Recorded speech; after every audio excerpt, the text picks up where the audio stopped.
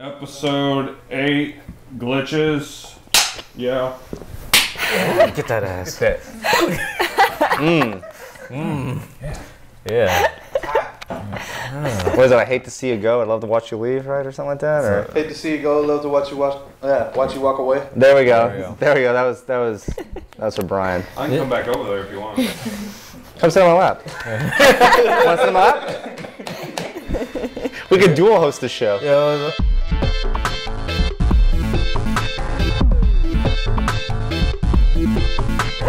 We're main fast in there. Okay, that's fine. That's fine.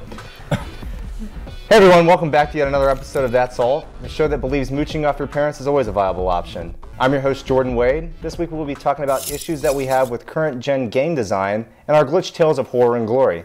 Well, I'm going to go ahead and introduce this menagerie of personalities. With us today we have Rashid Rashizi. Hi guys. The always great Michael Fan. Oh, hello. And our resident ginger, Kelly CK. Hi. So I'm going to go ahead and And kind she's Canadian.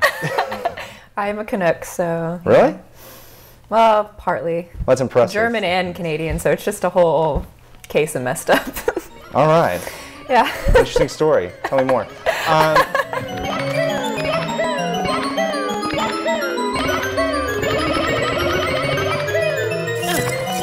But anyways, well, today I want to talk about issues we have with the current gen. Obviously, the current generation, with any generation, brings upon new ways of playing, new gameplay types, always better graphics. But as we're nearing the end of the console cycle, we're finding some issues that we have with game design. And Kelly, I know there's a big title you've played recently that's caused some frustrations for you. Yeah, somehow we kind of forgot to mention this, but in Resident Evil 6, the action buttons are the worst I've ever seen. I know they started doing them in 4 because of God of War, but it got to the point where I wanted to stop playing the game. It was that bad. Like, we were sitting there for like 10, 15 minutes just trying to get past this stupid part where you're just hitting these buttons back and forth. So I would say that's a horrible game glitch with them. Is it a glitch or bad reflexes on your hand? No, it wasn't. It's just bad game design. We made sure, because I blamed myself at first, but it was that, and then Didn't you say that like they purposely had you get killed just so you can see the gory deaths? yeah, there was a lot of that, a lot of cheap It's like deaths. forced trial and error, right? Yeah, forced trial and error. They had that a lot, which I heard a lot of complaints about. Helena, no!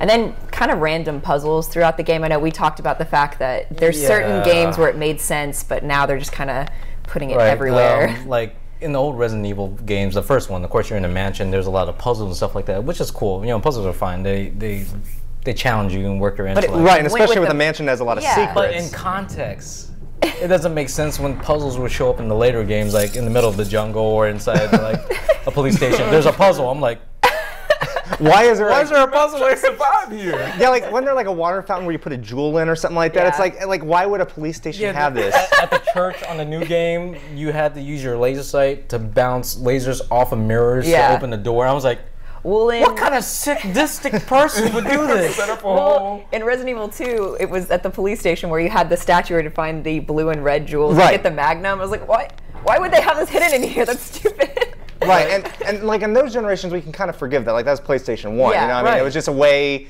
to move you along and kind of break up the gameplay of, killing zombies and whatnot. But no, like QTE, which is, the action button and some of that, I feel that's a trope that's across like most action games. And it was neat with God of War and stuff like that, because God of War kind of created the whole technique or perfected and made it famous. I blame you, Jaffe. But I would say, like, because I got the anthology version, so I downloaded Resident Evil 4, and I've actually been playing through that. I've had no trouble with the QuickTime events there. Like, they give you enough time to actually hit the buttons, and it's not, cheap deaths every. I mean, there's the chainsaw guy, but that's the only time you ever like encounter that. But so it's like one thing to have it and actually have it work and be rewarding. It's another thing to just do it so that way you see a cheap death.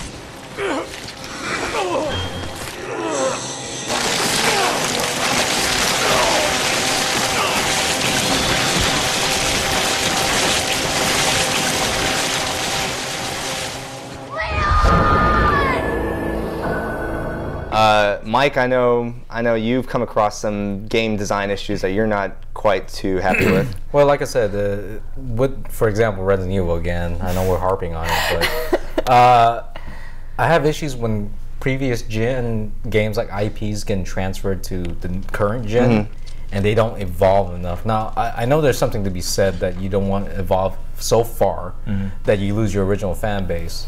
But when like they have puzzles that don't make sense in the contextual world, because as the Resident Evil games have more matured, they try to become less campy and more action oriented and more serious, slightly now, not a lot, dodging lasers and whatnot. But in context, it doesn't make sense. Now, for example, Dead Space, it's a new IRP on a new gen. There's environmental puzzles that you have to solve to progress, which makes sense. Right.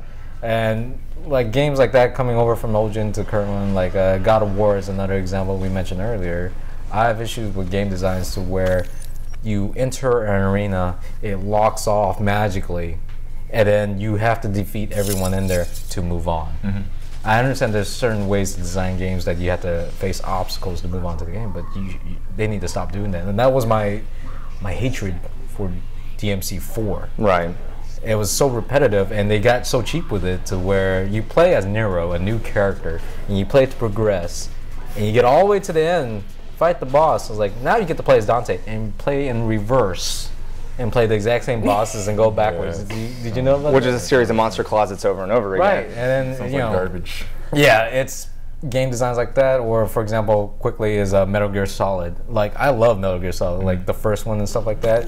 And in context, the graphical power of the old game systems and the processing power, they couldn't do a lot with it. Right. They work within their limitations. So in the old game, you would crawl on your stomach and you need to turn. He'll turn on a dime. Right. It would just be a quick 90-degree angle. Time.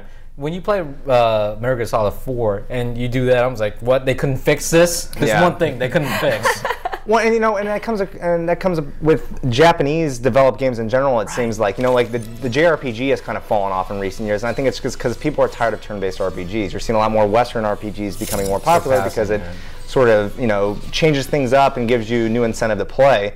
Rashid, do you have any sort of gameplay trips that you kind of bother you? Yeah, Fallout 3. If you remember, I love that engine. Yeah. Awesome engine. Full of hilarity. Okay, so there was this part in the game where you go into a cave full of young children. Yes. So you enter a cave. Oh, I like the story already. Anyways, we're still going to stay like in a PG-13. PG-13. Okay, fine.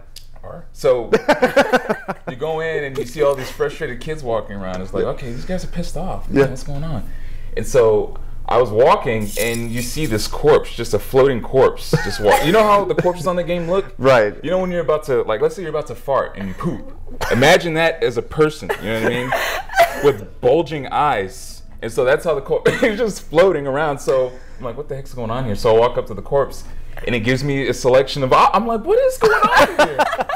That's when you actually have that moment. I was sitting there laughing. I'm like, wow, I can actually make decisions with this corpse. And on Fallout 3, it zooms in on the corpse.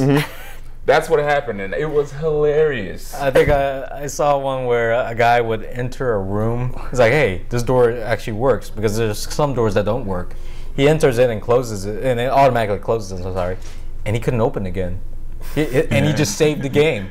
So he was stuck in the room and couldn't get out. That's awesome. Game time. And as we move into run with glitches and stuff like that, that's certainly a game-breaking glitch. I've had my fair share of game-breaking glitches.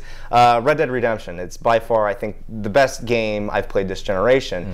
But that's not to say it doesn't have some of its own issues. When I downloaded Undead Nightmare, I was able to play a few hours into it, and then suddenly, after a save, I'm walking as Marston through the wilderness, and suddenly he just starts to fall through the ground slowly, and then the camera just starts pulling back slowly, and I can't move anymore. He's just floating on the ground. And I was like, okay, that's fine. I turned it off, and I reboot it back up. I take 2 steps, suddenly he starts sinking back into the ground, the camera just starts pulling out, and I'm just like, okay. So I never went back and played Undead Nightmare.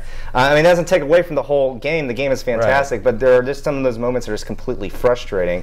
Kelly, do you have any like game-breaking glitches that you've come across? Well, I never played Star Wars Force Unleashed because I knew it was going to be awful, but I have heard and I've seen, you can look up YouTube videos of all these glitches, and I've heard that people would just fall through wherever they were in the game and just would be falling through the sky just constantly and had to start the game over.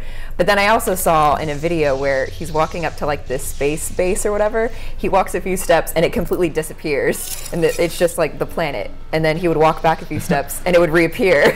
But then enemies are like continuing to shoot at him, but they also disappear. So there's like all these random people trying to kill you. That's pretty awkward.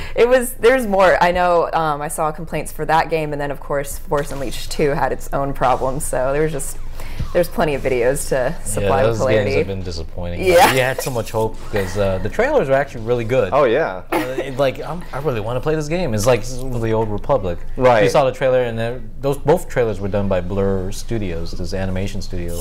And when you watch them, you're like, wow, the game looks great. Turns out the game looks nothing like that. It looks like the Clone Wars, a 3D animated cartoon. You're like, oh, I'm just sad. What else do you want from me? Rashid, do you have any like funny moments besides the Fallout one? Or Considering you used to be a game tester, I'm not sure for which company, but you seen anything weird while game testing? Well, yeah, like for this particular game, it was a multiplayer game, okay? And so, you know, you have a huge map with a bunch of people, okay? Right. So we're running around and just bad programming, but you're running around and all of a sudden you're in the air, like a million feet in the air, drop into the atmosphere. And so eventually you're sitting there on the computer like this, already face palming, okay? You're dropping, boom, you're dead. Now what got me so angry was I was hitting the ground, but before I hit the ground, someone would snipe me. So they'd get the kill. That's a precision guy. And these guys were up there like all night, okay? And so they'd get the kill, and I'm sitting there with 0 at the bottom every time we play the game. It was pretty frustrating. I couldn't do anything. Oh man, that's pretty good. Yeah, it's pretty good. And though glitches can be bad, and obviously whether they're humorous or just downright frustrating, they generally are bad. But obviously, there's times when a glitch can be exploited for good. And you know something about that. Well, when you were telling me, I never went back and did it, but you told me I think on the first or second Dead Space, if you went back, there was a way to get unlimited inventory or something. There was unlimited credits. Credits. That's There's right. a glitch on the game where if you break this box, exit the door, save, quit, reload the game, come back in, the credits still be on the ground. And so you could just keep going. I exploited it because I want this is the thing about that game. You have to play multiple playthroughs to actually get enough credits to upgrade your weapons. There's a lot of weapons in that game, and you don't earn a lot of credits quickly. So I'm curious. I want to know how these weapons work, because I was like, I'm going through all of this. Why not just cheat the game? I beat the game 3 times before I found out that glitch online. So I beaten it and on the hardest setting. So I was done. I just want to know how the different weapons work. Okay. The flamethrowers suck, by the way. Okay. Well, thank you. Well, I'm just gaming. Yes, I want you to play the game fully. I beat it 3 times. Okay, well that's different. I mean, I thought it was He's like your the moral first time. compass for gaming. Pretty much. Yes. Yeah. Rashizi. Yeah. But I'm going to take the conversation back to game design. We've already talked about some things that are archaic and are still showing up. But what is the one game design that you don't want to see carried over to the next generation? I'll start with Mike. Destructible environments need to be implemented. I'm very annoyed that this current gen can't do it, and I'm no expert on the technology, so there might be limitations that I'm unaware of. But when I'm playing God of War, and Kratos is swinging his chains and destroying giant monsters, but they fly through columns like nothing, it just takes me out of the game, because it's all about immersion into the game. So even the new Metal Gear Solid, was it Revengeance? Yes. Rising Revengeance, I'm sorry. Metal Gear Rising Revengeance, there we go. Worst game name ever. Again, this is going back harping on Japanese developers, but Platinum Studios, I'm not sure it's Japanese, but they handed it off. It is? Okay. Yes. So you get this new mechanic where you can slice everything. I was like, this is kind of cool. But then the original Japanese developer at Konami working on it, or I'm sorry, Hideo Kojima's team. Kojima's production company, yes. Yes, Kojima's production. They couldn't get it to work because you could slice through everything. Because you could slice through everything, you can't contain the player. Right. He would slice through buildings, so they're like, okay, we can't do that, and they handed off to Platinum. And I saw the recent gameplay of it. It's like, cool, you can slice through stuff, and he sliced through a tree. It broke apart, fell, and faded. Yeah, I was like, this cannot be solved. I did that. It just took me out of the game. I was like, I don't want this anymore. Well, we could say it's a little petty. I They had know a quicker development cycle, and they were having to take over Right, something that was completely. But yeah, no, I can understand the fact that when something's destroyed, you kind of want to see it still laying on the ground. And I don't understand it because other games have been able to do that. Right. I mean, there's time constraints, plus there's I memory know that. restraints. Like I said, that I understand that there's reasons behind it, but it takes me out of the immersion. But this is for the hope for the next generation, you know. Right, so. right. Okay. One thing I really like in this current gen that I've done in some games is contextual animation, like in Uncharted. Like when he runs into a wall, he'll stop himself from running into the wall and push away from it. And instead of like current Japanese game like Resident Evil, you're just running into the wall. You just keep walking. Just keep walking. Keep There's on always going. these random barriers, like you can't walk over a chair for whatever reason. Oh just my god. Stuff like that. Yeah. Resident Evil things that you could jump over but can't. You can't. That makes sense. That is one of my main.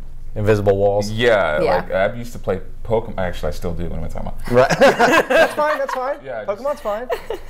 So yeah, I play You're a and big kid now. There's the you have to get a certain move to get around certain obstacles. In the Like game. cut. Cut. That's my main gripe right there. Right. Cut. There's this small pea pod growing out of the ground. Yeah. You can't just step over it. You actually have to get down and chop, chop, chop. You know? Yeah. It's like that's so annoying. And you have to train your Pokemon to do it too. Yes. Yeah. Right. Why even have invisible walls? Just make the wall. Yeah, just make a makes wall. Yeah. Player understands, right? Yeah, it's like I can't cross this. But if you make stuff that is not there and looks like you could cross over, of course you're gonna get frustrated. Why even have the open area there? Right, and I think we see some developers get creative with it. You know, like when Rockstar's games, they'll usually have some sort of mountain range or something like that you Right. can't cross and stuff. But sometimes, they do need to learn how to get around the whole fact of invisible walls. Because I think in the next generation, I don't think it'll be quite as forgivable, and I don't think it was very forgivable this generation. So that is a gripe that is had by many. And Kelly, do you have anything that you would like to see banished away? Not anything in particular. I mean, I will say just in general, Prototype's game design was awful, and I don't think anyone really wants to redo that to begin with. So Right, I was probably- saddened by it because they based it off of the Hulk Incredible right. Hulk engine. Yeah, you're telling me that. Yeah, and I love that game, and then Well, what's when sad is Prototype I bought that game and just rented Infamous thinking Prototype would be better. Yeah. And not that Infamous is a great game, but because Prototype was so bad, I was like, I should have just bought Infamous. Like, I'm frustrated now. I barely played through the game because you're constantly having to run away from whatever you're fighting because you're going to die, like, right away. regening health. Yeah. I don't know how I feel about that. Sometimes I like it, and sometimes I don't. Depends on the game, I guess. I think it depends on circumstance. Regenerating health makes sense, like in Halo, but in and other shooters may not make quite as much sense. But, well, there are some things we'd like to see change, and hopefully next generation will bring us some new gameplay type. Merci.